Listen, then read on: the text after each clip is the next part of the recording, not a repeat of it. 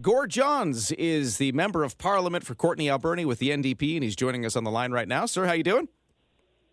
Yeah, good. Thanks for having me on. Great to get you here. Now, we're talking about Food Banks Canada, talking about more and more people using the food banks, and that employment insurance is not enough to help out in a lot of these cases, and it's bringing the topic of EI reform up to the forefront, and we wanted to get a sense of this from you.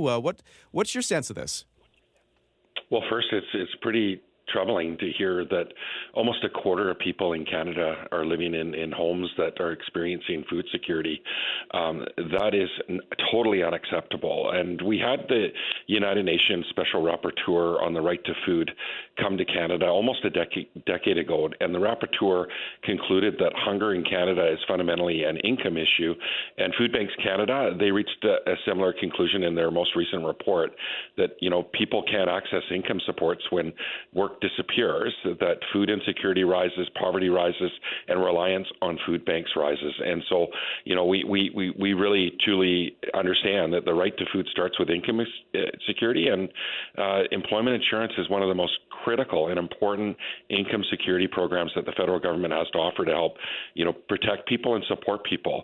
And, right now, Food Banks Canada, in their report, they highlighted that the biggest labor market gap is employment insurance, and that the system's totally outdated.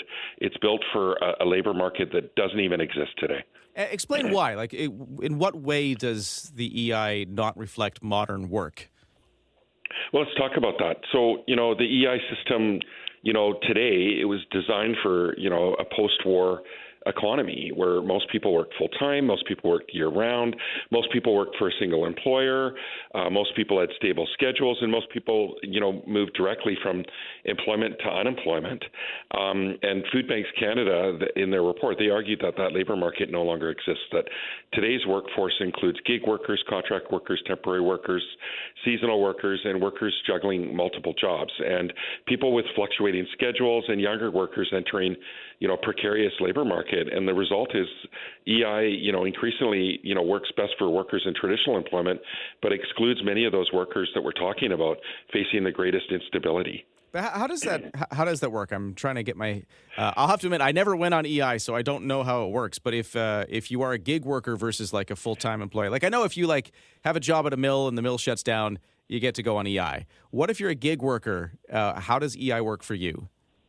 Yeah, so let's talk about eligibility.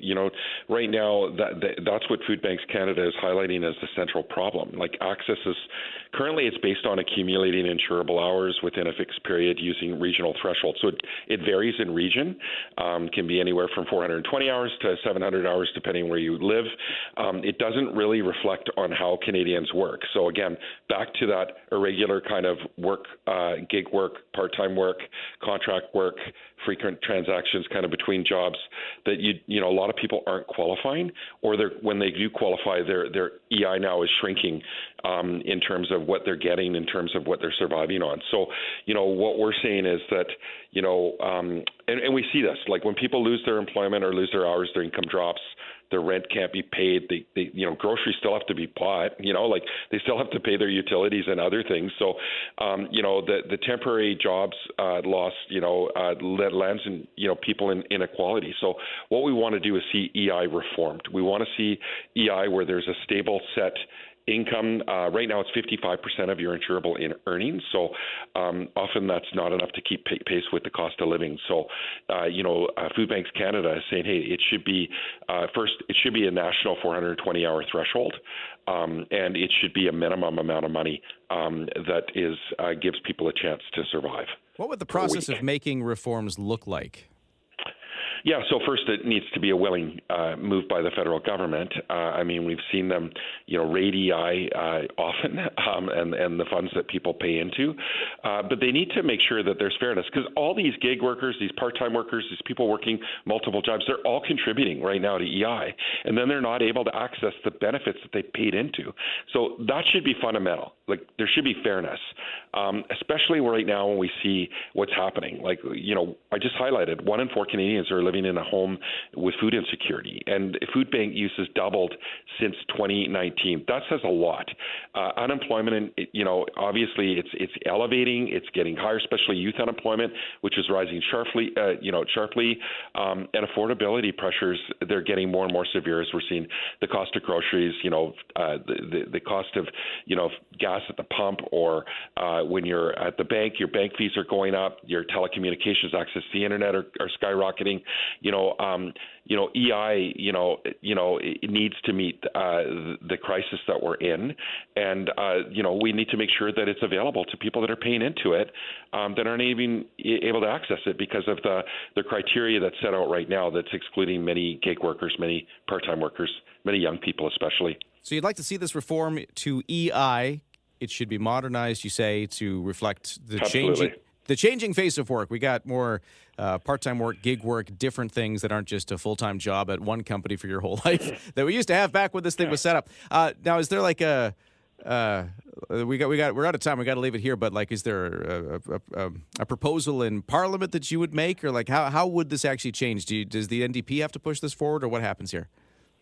Well, right now we have an AI minister. The AI minister needs to not just look at how AI can, improve the quality of lives of people, but also that, that they're creating benefits based on the jobs being replaced by people to support people in transition. And that's not happening right now. The question isn't, whether people, should be able to qualify for EI, but also whether the benefits are sufficient to prevent poverty. And we need to listen to the experts. And Food Banks Canada, they're experts. They're on the front line, dealing with people that have food insecurity. They're saying that this is one of the top issues for them is EI reform. So we're calling on the federal government to modernize the employment insurance system, so that fewer Canadians rely on food banks. And that's absolutely essential. And we're going to be pressing them in Parliament. I just raised this in the House of Commons yesterday, or the day before yesterday. So I'm going to continue to do so this week and next week. Well, hey, thanks for diving into the issue with us here. Much appreciated.